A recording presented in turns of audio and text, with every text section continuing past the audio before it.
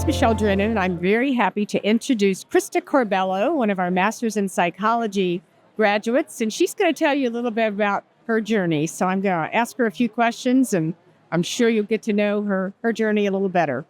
So tell me what you're doing now, where are you working, and how do you think you're changing the world, Krista?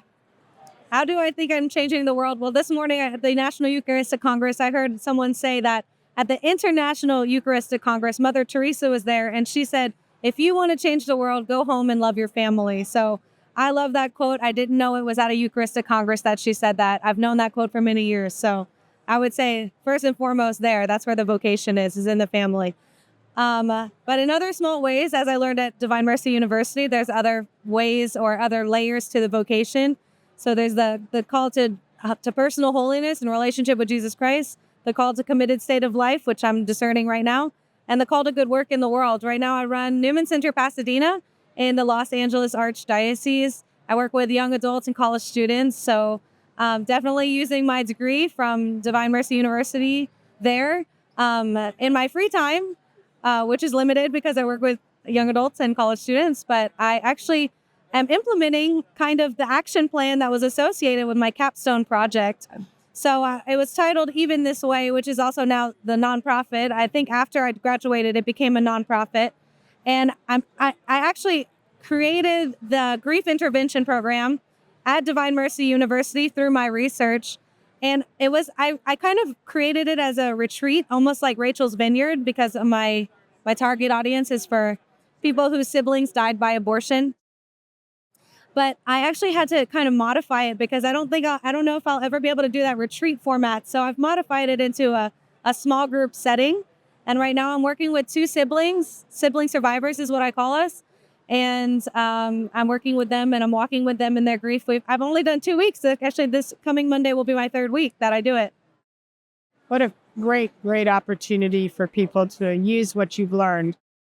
I also like to say or ask, what were the main things that attracted you to Divine Mercy University, Krista? So I was actually introduced to Divine Mercy University from a friend who was looking at the counseling program. And I kind of had an attitude of, I may as well just try it for a semester. And it was when I talked to you, Miss Michele, I remember pretty distinctly because you were telling me the differences between the counseling program and the psychology program. And I really kind of had the feeling that I didn't want to be a therapist necessarily, but that I wanted to help people. And the psychology program, you kind of mentioned like job fields that would be good for someone with an MSP. And the first one was like nonprofit pro-life organization, which I knew that would be me. I just, from an instant of you saying that, it was almost prophetic, that it felt like, oh, that makes sense because I wanted to research the effect of abortion on siblings, really the effect of abortion on the family, but really from my personal experience and testimony, the grief that I felt was so profound. And having had many other griefs in life, by the way, but the sibling loss to abortion was so profound that I wanted to know more information about that. And I wanted to have a language for it, I suppose. And having gone to Rachel's Vineyard, which I mentioned earlier, and feeling like, this is a hole that I see in the church. Like, I want to go to Rachel's Vineyard, and I have, and I experienced some healing there, and it was God-given and God-ordained. But that, hey, you know what? There might be a setting that might be better suited for siblings. That because I didn't have the abortion, I was not involved in the abortion process, and that's what Rachel's Vineyard is for. But I needed a space for sibling survivors like me, and going in and researching that through a Catholic lens. Looking at that integrated model that's so kind of foundational to all the programs at Divine Mercy University, I wanted to be able to integrate that spirituality aspect of psychology, of the family, in the realm of abortion especially, and I didn't feel like I could do that anywhere else but at Catholic University. Compliment that is. So when you think of, because you're in so many different areas, talk to me about how you feel the types of bridges that can be built between science, religion, healthcare, pastoral care, because you have your fingers in a lot of those pots. It's true. Yeah. And running a Newman Center, for instance, like these are college students, graduate students, young adults who are wanting that integration of faith and science. And of course, it used to be called Institute of the Psychological Sciences, right? And it is an MSP. So just kind of being able to like use those methodologies was very helpful in making this a like kind of formidable program to go into, because it wasn't, of course, I was drawn by the spiritual aspect and my heart led me to it, but that I had like actual psychological research and literature on what I was studying and what I was researching. I mean, I don't necessarily think that, truth only comes from research, because I think the Holy Spirit might draw it out even before the research is there. And psychology, particularly, is kind of what I see as a new science. We still are learning so much. And even only 20 years ago, like things like mental health weren't talked about. So, in the lens of mental health, like it is an element of the person. It is an integrated element of the person. And so when there are things in the media, like the new Inside Out movie, for instance, that are kind of illustrating these beautiful elements of mental health and to me, graduate level psychology, graduate level research at the level that kind of any man can understand. It's very beautiful and needed. And it starts conversations. And especially if it's in the Catholic lens, to be able to integrate the faith into that, it can attract people kind of in those peripheries, right? It's people searching for truth.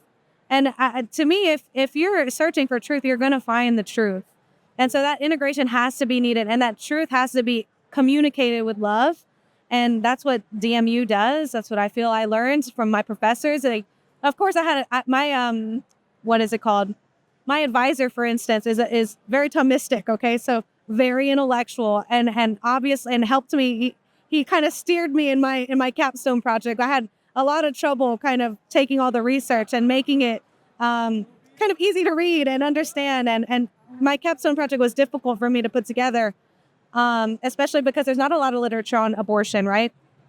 But he's Thomistic, so he was Dr. Christopher Gross. So he was helping me and guiding me along the way. But of course, is the relationship that we had. It was that he loved the research. It's that he loved, me enough to help me make that a successful project. So it's truly the integration of the faith and the reason that I think is able to birth so many beautiful apostolates from this university. Yeah.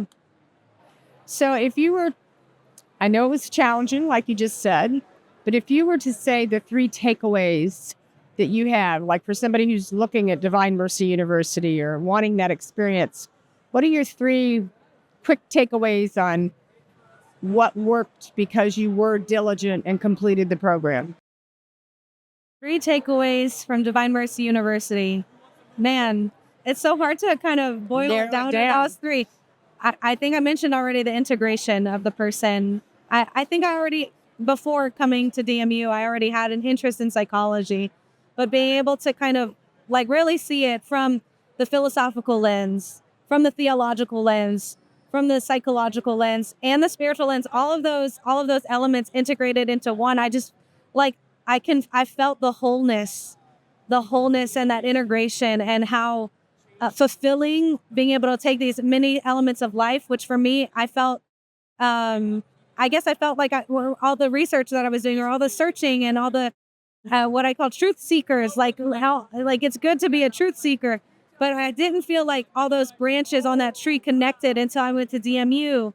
And also this Given Institute was around the same time. It was DC based, so not far from Sterling, Virginia, but at that time, I felt like the many different parts of my life were integrating. And so reading about the integration of the human person and being able to apply that into a setting like ministry or nonprofit work, like it was so healing. Integration, vocation, as I mentioned earlier too, the 3 kind of tiers of vocation. It helped me on a personal level understand my own life, I guess. Like, I think a lot of people boil vocation down to if you're going to be married or religious. And those are beautiful, and that's necessary, and it's an essential role of vocation. But for me, as a single woman in the church, and feeling like, oh, you have to find your vocation as if it could ever be lost, or that you're trying to attain a vocation as if it's something you don't already have within you. And so that was a personally very, again, healing, And it was a very beautiful thing for me to encounter. And it's something about that call that Jesus wants to have a personal relationship with you, that he wants you to have a committed state of life, that he wants you to make good work in the world, that all three of those are part of it. And that so good, so good. And the third one I would say is identity. Like, I just feel like the integration part really helped me seal my identity as a beloved daughter. That's beautiful. I can't thank you enough for your gift of time. We've become good friends and mentors as life has gone on. And thank you so much for talking on this wonderful YouTube today. Thank you so much, Miss Michelle. Thank you, dear.